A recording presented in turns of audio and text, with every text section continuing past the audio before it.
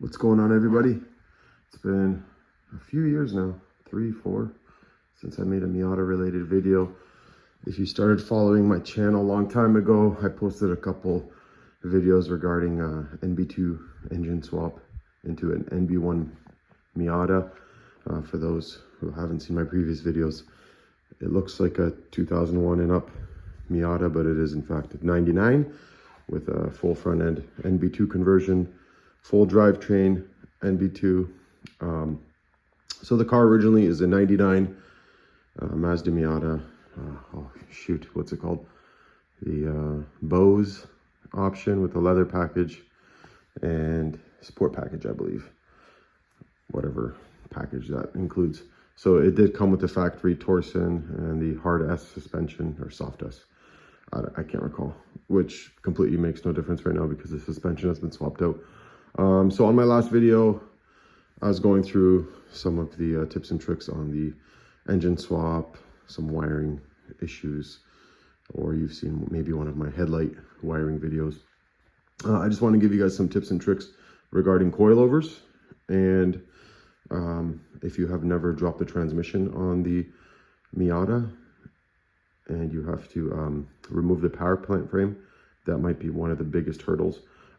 So preparation, I'm not going to show you guys how to do anything. I just want to give you guys a couple pointers and, you know, a few things like a heads up prior to you guys starting a transmission pull, a clutch job, or coilover install.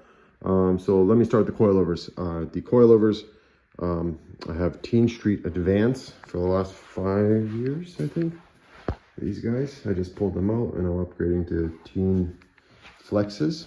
And I got a decent deal from a friend of a friend, so I said, screw it, low mileage coilovers, let's do the upgrade. So when you're pulling the suspension out of your car, do not mess around with any of the upper control arms, lower control arms of the ball joints. The best thing that I found is to do the long bolt method. Long bolt is going to be that guy right there. Okay, so what you're going to do is, I believe it's 21 millimeter. All the other ones where you have to pop open ball joints and all that, that's a major headache. So what you want to do is grab a 21 millimeter wrench. But before you even do that, you have to crack that bad boy open. So you're looking at a breaker bar, lift the car up. So luckily for me, my friend lent me his quick jack, which has been honestly a lifesaver. Amazing clearance, safety, it's awesome. Quick jack, USA, look them up. I think they're around $1,800 to $2,000. Maybe a little bit less if it's American dollars for all you American folk. But okay, so back to the suspension. You want to crack open that guy right there. All right, you want to take off the nuts for the end links on the sway bar. This is your sway bar. Okay, so basically when you're going to pop that off and this, the whole suspension is going to be able to drop down. So before that, I had somebody stepping on the brake rotor, pushing it down. You're fighting the bushings. So what you want to do is loosen that nut right there, and it's all going to come out behind the sway bar mount. Okay, so the bolt is going to go behind there and then over here. Okay, so you want to take the washer out right here. So slide the threaded part to about here, remove the washer, place it on the ground, and then slide the rest of the bolt, and it's going to go kind of like into your bumper cavity, and then you can gently pull out the huge long, that's why it's called long bolt, because it's very, very long.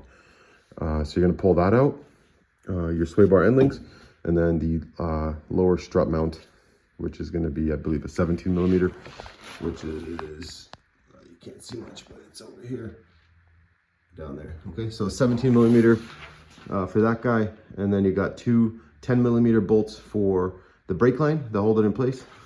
So just make sure you pay attention to the orientation. It goes around the strut. Make sure that's all proper so you're not binding anything when you turn the steering wheel. So yeah, long bolt method, thumbs up. I've done the other method where you have to remove ball joints and all that. There's a castle nut with a cotter pin. It's a major headache. So long bolt method, 100% on the front. And then once you got that cracked open, then you can get the two 14 millimeter nuts here. Now on reassembly, you don't want to bind any of the rubber bushings. So what you have to do is jack up the wheels. Okay, so you're going to put a floor jack underneath the lower control arm, jack it up to where the car starts lifting slowly from your jack stand or whatever. That means it's going to simulate the car being on the ground. The reason you do this is because if you tighten all the bolts, especially the ones that have a rubber, like a rubber bushing, like these big guys and everywhere else, that's to soften everything up when you're driving. If you tighten all those when the suspension is fully extended, then you're going to get some noises, quicker bushing wear, and the car might even sit funny. So jack up that wheel, especially because trying to go under a lower card to try to tighten bolts later on is a nightmare. So jack it up and then tighten all that, so all the suspension ones. The top ones you're going to be doing last after it's jacked up. So tighten everything here, then tighten these guys up. You could check out some torque specs online. I don't really follow torque specs on suspension. I just do it pretty tight. That's all, right? Same goes for the rear. The rear is much easier. I actually removed my hubs because I sent them out to get new wheel bearings and studs or hubs installed. So my friend is doing that. And this the transmission and the power plant frame is quite the headache, especially if you have a car that has not been touched before. Luckily, I did my engine swap 5 years ago, so I did not have any actually seized bolts because everything has been removed at some point or another. In my case, 5 years ago or 4 years ago. I did break one stud on the exhaust manifold flange, so I had to remove the manifold. So because I removed the manifold, I was able to wrap it on the bench to try to control some heat going into the cabin. And the whole trans tunnel, I put that reflective heat foil or whatever it's called. So one of the studs I broke off here. So I told my friend who is a mechanic, you know what, don't replace just the one broken stud. I ordered 3 from Mazda. It's hardened steel, and he installed all of the studs, and I got brand new nuts. That way, when I reinstalled it, you guys know how it is to tighten old rusty exhaust bolts. It's fighting you. These ones I just spun with my finger and tightened it after I was done. It was so much better. So I highly recommend changing your studs. And something I didn't use before that I should have, you guys want to buy this product for any high heat applications. Let's see. Wow, the iPhone camera is really crappy. So you want to get this anti-seize putty stuff. It's like a, I don't know, high heat lubricant. I don't know, that's the real name, but wow, I can't believe how bad the iPhone camera is. Can you believe that? Look at that. Wow, I think it's time for a new phone. There we go. So you want to get this guy right here, the Permatex anti-seize. So it's up to 1600 Fahrenheit. Clean the threads if you're not going to be changing the studs. Clean them with a wire wheel on a drill. Get them cleaned up really nice, and then apply this. There's no point in applying this onto some ugly looking threads. So get them cleaned up as much as you can. All the old rust and any like little gunk or debris from you know, road grime and whatnot, and then apply that stuff before you reassemble your whole car. You're gonna thank yourself later because it's probably going to be disassembled in the future. And not only do you want to drive the car now, but you want to prepare the vehicle for the next disassembly. The tips that I can give you guys when it comes to the power plant frame is to get this tool right here. There are these dowels that sit inside the power plant frame, and I'm going to show you what I use to remove mine. This guy right here. Okay. You want to get, this is like solid, it looks like a railroad tie. So there's a dowel in there, and you're going to basically hammer one side a little bit and then the other side. So you're going to work your way back and forth, and that dowel is going to slowly work its way out. You're going to see what I mean. There's a 17mm nut, very long bolts. The power plant frame has 2 long bolts at the back. that connect to the diff. So the reason it's called power plant frame is because it connects all the power plant of your car. So everything's sitting and not vibrating and shaking. So those dowels are a pain in the butt, let me tell you right now. But once you get the dowel removed, and the power plant frame has a bunch of little clips for your wiring harness for the rear of the car. So there's a ground strap, that's a 10mm. There's, I think, 8 clips, so you're going to need needle nose pliers there. And once you remove that wiring harness, use some zip ties and tie it so it's out of the way when you're removing everything else, because you don't want to snag that wiring harness and create damage and pull a plug somewhere further up the line behind your engine and then forget about it, right? It's going to be a complete nightmare to try to find where the wire was pulled from the electrical plug. So prep work is very, very important when you're disassembling a car, because you don't want to create headaches down the road when you're reassembling the vehicle. So the power plant frame, once that is removed, there's going to be 2 long bolts that go to the transmission at the front underneath, and it holds everything together. So once the power plant frame and you get those dowels out of the way, use one of those chisels and hammer that dowel. It's like a little upside down mushroom. So you're gonna hit it on either side and work the dowel down. Once that dowel is removed, then the whole bolt will slide down. Some people have reported that that long bolt gets seized. In that case, I don't know what to tell you. You can use heat. You can use penetrating oil overnight. Luckily for myself, I haven't had to deal with a seized dowel pin, but that's one of the things I can tell you guys about. You want to remove the entire exhaust.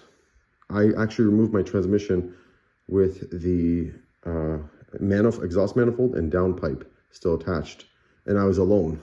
So luckily gravity did the rest of the work for me, but trying to put a transmission back in with that mid pipe or that down pipe from the manifold, I would highly advise to not do that, because it's going to be a complete headache. Unless you have a hoist and a transmission lift and you can wiggle it from the ground where you have a lot of space and you can get leverage with your upper body, then I highly would not recommend that. So just remove the whole exhaust, get it out of the way, remove the bracing that's underneath the car. There's going to be a brace under the transmission just behind your motor. It's got 4 17mm bolts that go into the unibody, and at the rear there's like a ladder brace. I'm not sure if if NB1s came with that ladder brace or only sport model NB2s. Don't quote me, but I replaced mine with an aftermarket one. I don't know if you guys can see it. Yeah, there you go. Huge one by a Japanese company called Auto EXE. Heavy duty, really ties everything together. But that's 6 17mm bolts. The factory one is also the same, and it uses the same mounting holes. So you're gonna have to remove that. And yeah, so exhaust, power plant frame, all the wiring harness. By the transmission, there's gonna be 4 connectors, vehicle speed sensor, and I think reverse lights and something else. There's 4 little plugs, and the larger, I think it's green for the VSS. The good thing is once you get the transmission out, you can actually take those plugs, get like a little pick, and clean up the connections inside. And you can even use some dielectric grease or spray just to make sure those connections don't have any corrosion. Or if they are currently corroded, you clean out those connections, or you can do something, like apply dielectric grease. That way you don't have any corrosion issues in the future, right? Depending on the climate you're driving, if there's lots of rainstorms, or some of you guys winter drive these cars. Yeah, so on the 6-speed, I'm not sure about the 5 speeds, but on the 6-speed transmission, once the transmission's back in place and you torque everything down, the flywheel, everything, you really want to torque everything properly. So don't take shortcuts there. The transmission is filled from the top. So once you drain it, you can fill it from the top. So you tighten everything up down below the drain plug. You don't have to open the fill plug, because you just have your shifter right there. There's 3 10mm bolts that hold your shifter in place. I just cleaned up a water bottle, cut in half, and now I'm gonna put in 2 liters of Ford Motorcraft, that unicorn juice that everyone swears by. This is the product. Oh my God, can you believe this iPhone? Okay, so anyway, it's MT, where is it? MTQ5S something. Yeah, XTM5QS. People really swear by this. I've used it many times. It helped clean up the shifter fuel in some cars. Some people with worn transmissions have had this, have put this in their car, and they've had really good results. So let's just stick with that stuff. Some people use royal purple, but whatever. To each their own. Also, GM Synchro Mesh has had great reviews as well. So, oops, almost died. So yeah, the drive shaft has to also come out when you remove the transmission. So there's lots of steps, but hopefully this video can help you guys out.